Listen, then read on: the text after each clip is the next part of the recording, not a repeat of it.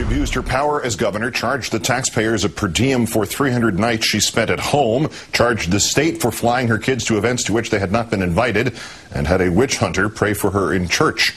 Yet against the backdrop of these negatives, Sarah Palin may be preparing a run for the presidency in 2012. In our fourth story in the countdown, whether McCain or Palin win or lose on Tuesday, conservatives are embracing Palin for giving them hope and, quote, something to believe in.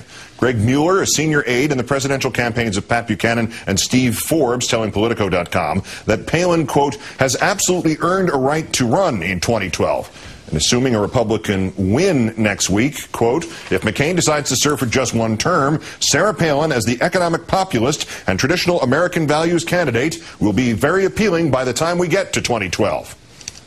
If we get to 2012. You mean if.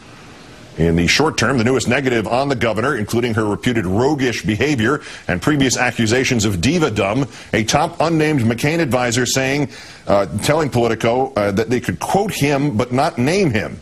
He thereupon called her, quote, a whack job. I'm joined now by Margaret Carlson, political columnist with Bloomberg News and Washington editor of The Week magazine. Good evening, Margaret. Hello, Keith. A whack job. Somebody in the McCain campaign called her that?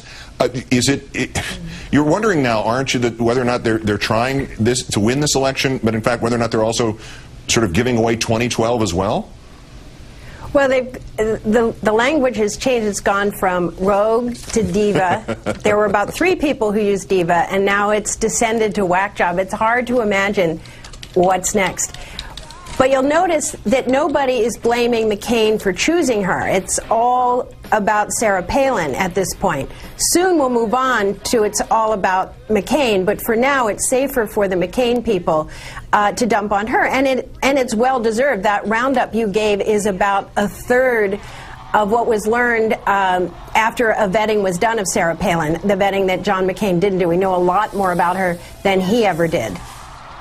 Is this concept, though, among the harsher conservatives that she's really the future of the GOP, is that an accurate description, or might it be closer to last survivor, or what would it be? The last one, please turn out the lights.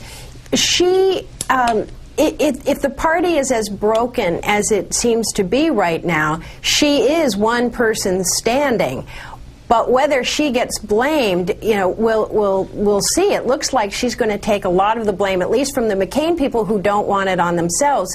The party's going to have years in the wilderness. They're going to have to choose who are they? Are they going to be able to pull off ever again the Wall Street and the elites getting the Elmer Gantry populist evangelical wing of the party to vote for them?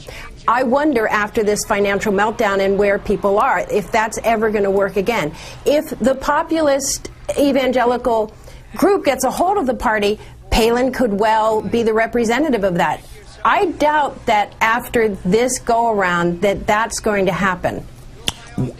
What does it say about the state of the race that a week before the election, this is perhaps the secondary or tertiary topic of conversation about the Republican Party? And just as a sort of science fiction scenario, not the outcome of the election, but what would happen if this Republican Party and this team won next Tuesday? Would this schism be there on January 20th next year for a President McCain and a Vice President Palin? Well, victory tends to heal a lot of wounds. However, if the White House were run the way the campaign were run, that would be very bad for the country. Just the way McCain tried to run the financial crisis and the bailout bill. These were not good moments for him, and this does not bode well. George Will called it operatic behavior. The idea of Sarah Palin being close to the presidency after her performance, because remember, we didn't know anything about her. She started high, she's come down low. The immediate reason for having her worked for John McCain. He got some crowds. It wasn't quite as sad a campaign, but boy, did he pay a price for this. And the next stage is going to be the blaming of McCain for choosing Sarah Palin. And if Sarah Palin comes out of this as anything, I think it's going to, she'll go back to Alaska. She might get reelected, but remember, the papers up there are not pro-Sarah Palin. She's been vetted in a way she wasn't before she had the vice presidential nomination. She's in favor of, she hasn't called for Ted Stevens to step aside.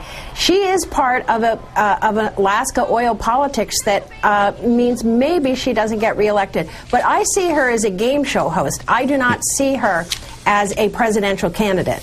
Well, I think there are a couple of things in TV she might do before a game, but she finally gets her. Maybe she'll go to SportsCenter. She'll finally get her wish. Margaret Carlson of Bloomberg News. Thank you, Margaret.